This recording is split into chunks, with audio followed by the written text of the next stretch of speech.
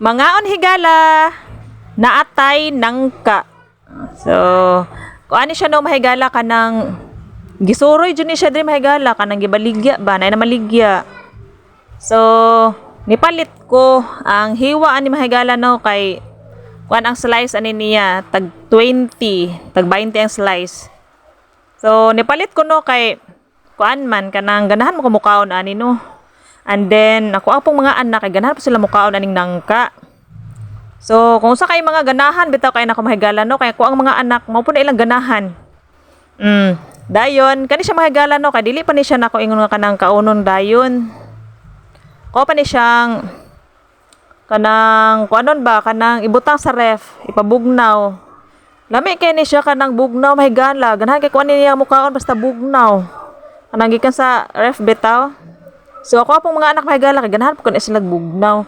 So mao nang goan kanang dili sa ni siya nako ingon kauno nako tanan kay ako apa man ning ibutang sa ref ning uban ani.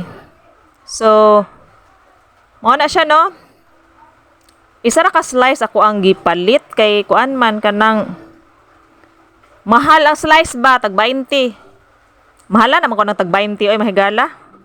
So ang gusto na ako kay tagjis ang slice kay kana laging naana ta diri sa kanang nata sa bukid ba ang nailhan bitaw nato kay kanang barato ra ang kuan.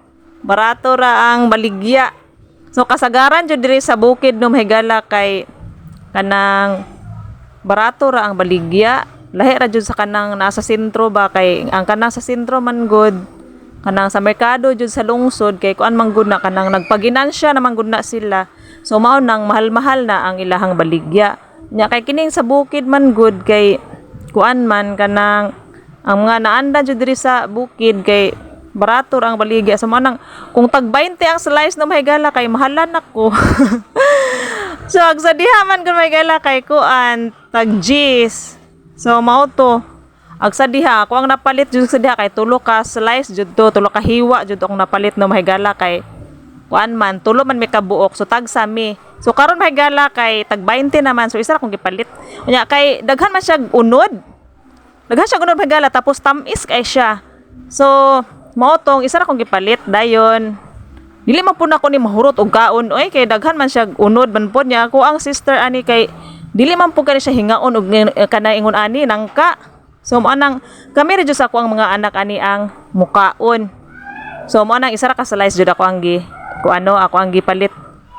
So ang uban na ni mahigala no kay para jud ni sa ako ang mga anak kay dili man pud kay nako ni dili man pud nako ni mahurot og kaon so ilahag yun ni